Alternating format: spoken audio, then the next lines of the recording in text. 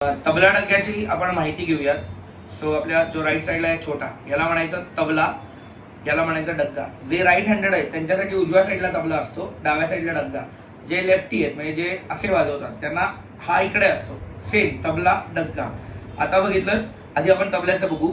So हे पूर्ण जे आहे म्हणजे इथनं अख्खं वर येतं, त्याला म्हणतात पुडी.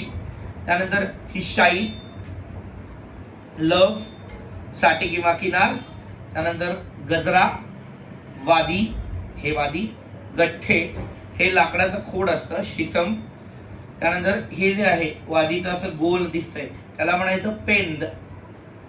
तर आता डग्ग्याला सेम पुडी पूर्ण, त्यानंतर शाई, लव, आणि याला दुसरी साईड मोठी आहे त्याला म्हणायचं मैदान, चाट किंवा किनार, गजरा, वादी, ह्याला म्हणायचं खुंट्या.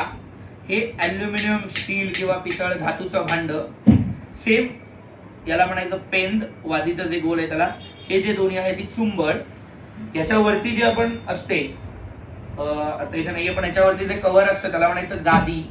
त्यानंतर ट्युनिंग साठी असते ती हातोडी. सो हे बेसिक तबला डग्याचे पार्ट्स आहेत आपले.